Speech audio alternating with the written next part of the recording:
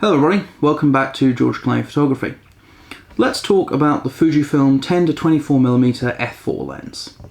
I've had this lens for a bit more than a year, and I want to go over a few of the things about my experience with the lens and also talk about who this lens might be good for. I'm actually going to address that second point first. This is a very versatile lens, and frankly, if you're a Fuji shooter, you should probably be at least aware of it, because unless you're a dedicated sports or portrait photographer, then this lens probably has something to offer you. If you are a portrait photographer, by the way, do check out my review of the Fuji 56mm f1.2, link below. For everyone else, definitely landscape, travel and architectural photographers, keep watching, because this lens is going to be great for you. If you look at the focal range, 10-24mm, and then apply the 1.5 times crop factor of the Fuji APS-C size sensor, then you get a full frame equivalent focal length of 15-36mm. And you'll probably recognise that because Canon, Nikon and Sony all have lenses that cover the same range. Every major system has a roughly 15-35mm equivalent, often in their professional 2.8 lineup. And there's a very good reason for that. It's really useful. Having one lens that can go from a standard 35mm field of view at the long end to an ultra-wide 15mm at the other is just awesome for things like travel and landscape, where you don't always have the option of changing positions. And if you haven't actually used anything as wide as 15mm, then trust me, it's about as wide as most people ever actually need. You can get a whole room in with this lens, and it's perfect for massive wide open landscapes. I actually quite like this lens for a walk around lens in a new city as well, because it's so good at so many things, and it's just a wonderful lens to go exploring with. And for such a versatile lens, it's nice that Fuji did a good job with the image quality. It's very sharp, good colour rendition, and pleasingly for a super wide angle, it controls flare well. I have shot this into the sun plenty of times, and it really does limit flare well. Distortion is also pretty good. If you shoot test charts and brick walls, then there will be some, but in the real world it's very good, and I can't say I've ever had any issues with distortion or flare personally. Autofocus is fine. Remember, this is a very wide lens with a constant f4 aperture, so you're always going to have a pretty massive depth of field. Given that, the autofocus is perfectly good for any reasonable use case. You're not likely to be shooting fast-moving subjects with this after all. Similarly, the optical image stabilization is plenty for this lens. 4 stops doesn't sound so impressive when you've got newer lenses being released with 5 or even 6 stops of stabilization. But again, bear in mind, it's a wide angle. Using the reciprocal rule at an equivalent of 15mm, you should be fine shooting handheld at about 1/15 of a second, with no image stabilization. So add in the stabilization, and we've got an eighth, a quarter, a half, and then 1 full second. And frankly, if you need more than a second, you're probably shooting a static subject, and you can use a tripod anyway. I can certainly say from personal experience that you're fine hand-holding this at a quarter of a second with no problem.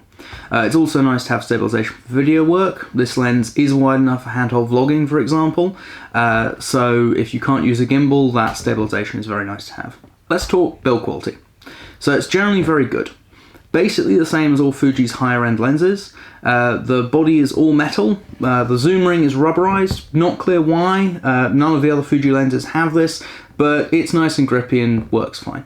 The focus ring is quite narrow and at the front of the lens. It's focused by wire, but it's nicely damped and smooth, no complaints there. The aperture ring is unmarked, which is a strange decision on Fuji's part given that this lens has a constant aperture. They could have marked that instead of having this freely rotating aperture ring. But there you go. It just means you have to look through the screen or the viewfinder to adjust the aperture. There are 2 switches near the mount of the lens to control stabilization and select auto on the aperture. They're nice and clicky, and you can operate them if you've got gloves that aren't too thick on. So generally, very good build quality. But now we come to the one major problem with this lens. It is not weather sealed. And I really do find this very perplexing that Fuji did this. It's clearly a landscape lens, but it's not weather sealed. Now to be fair, I have seen anecdotal reports that this lens is fine in light showers, and I myself have shot seascapes where the lens has been hit by very light spray, but it's not rated as a weather sealed lens, and I haven't and wouldn't and would not advise that you take this out in any substantial weather. I really wish Fuji would update this. They have released an 8-16mm f2.8 lens last year, which is part of their professional red badge lineup, and that is weather sealed. I have had a chance to look at that lens, and it is very good, but I don't actually like to lose the extra 8mm of reach that this lens gives me, and I don't need the extra 2mm at the wide end. Again, remember, 15mm equivalent is very wide. That 8mm equivalent is equivalent to 12mm in full frame terms. It's really just almost useless unless you have a specific use for it. The other thing about the 8-16mm is that it's like a lot of ultra wides. It has this big bulbous front element. That means you can't screw on filters. You need this big clunky adapter that fits over the permanently attached lens hood. And personally, that's the main reason I can't really contemplate getting that lens. That is the good thing about the 10-24. It's small and light, and it has a 72mm front filter thread that accepts your standard filters. It's just great for landscapes, and I just wish it was weather sealed. And if anyone from Fuji is watching this, please just update the lens with that. I don't care if you leave the optics exactly the same, they are great, and I can live with the unmarked aperture ring. I just want weather sealing. So, I guess that leads me to the conclusion. Should you buy this lens?